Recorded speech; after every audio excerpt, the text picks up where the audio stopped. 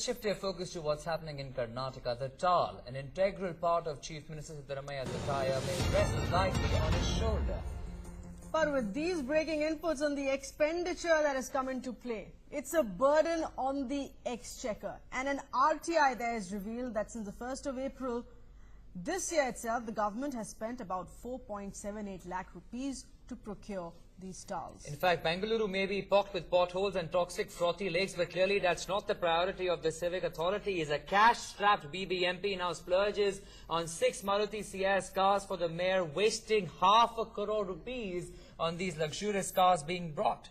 Yes, we'll build up the towel issue there in just a bit. But as far as the BBMP goes, on it not maintaining its promises there to plug those killer potholes, to clean up the lakes of Bengaluru there, they instead decided to splurge on Maruti Ciaz cars for the mayor, wasting ₹500 crore there.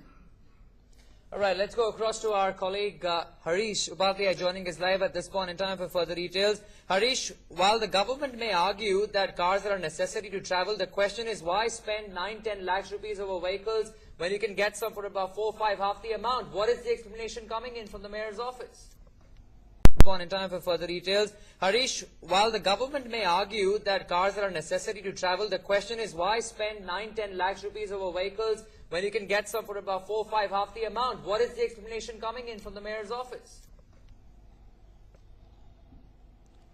Well, the kind of explanation given is that many of these cars which were used by earlier mayors and others, some of them were given to other officials, senior IAS and IFS officers who came in, and there is no suitable car for the mayor and the deputy mayor and others to use, and that's the reason now they are going ahead. If you look at the stats, these Maruti Ciaz cars, we are told, might run up to anywhere around 9 lakh rupees on-road price, and that is the amount that we are looking out, and they are purchasing around 6 cars and easily costing anywhere around 50 lakhs and above that, and that's the kind of reasoning that's coming in. As you rightly mentioned, the BBMP in the past we have seen has given reason of fund shortage for taking up major works or even filling potholes and making sure the lakes in the city are clean, but they had no shortage of fund while getting new cars for the new mayor and the deputy mayor and the team. That's right, Harish. You're playing up these figures, the kind of expenditure here that's come into play, 54 lakhs here that is being spent on these luxury cars just for the mayor, just for his team here. How are they really justifying this? Not one, but ordering a whole fleet of these Ciaz cars.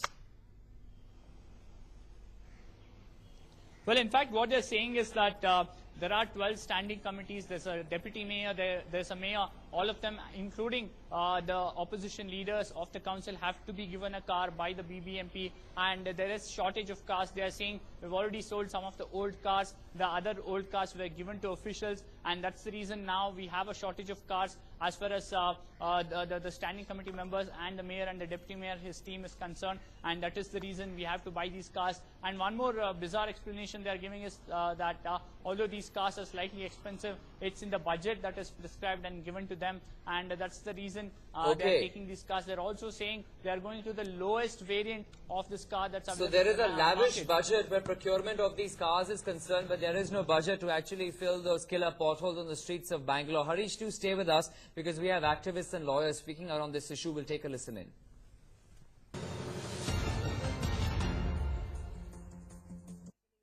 They are not sure as to how many days they are going to stay there. The matter is pending in the court. We do not know. The sword is hanging on their head. They are not aware as to how many days they are going to. So what they are doing is use the opportunity to spend as much money, grab as much money from the corporation exchequer. Now they say they have no money to clean the road, lay the road, fill up the all these gundis. But now they want to spend the money. Maybe that they want to experiment the roads with their new cars to see whether it can withstand all the potholes in the road. That may be the reason why they are doing it. All right, that being yet another glaring expenditure that's coming to the fore.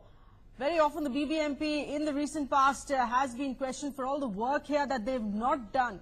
As far as plugging those killer potholes there is concerned, as far as the cleansing of those polluted lakes, those toxic lakes there is concerned. While we've gotten a word from the ministers there as well, they've of course always maintained that this is a long drawn out process. It would take time. Harish, if we can come back to you, if this story has hit the streets in Bangalore, tell us what's the sentiment like amongst the people? What are the people saying who are the worst affected because of these toxic lakes as well as these killer potholes?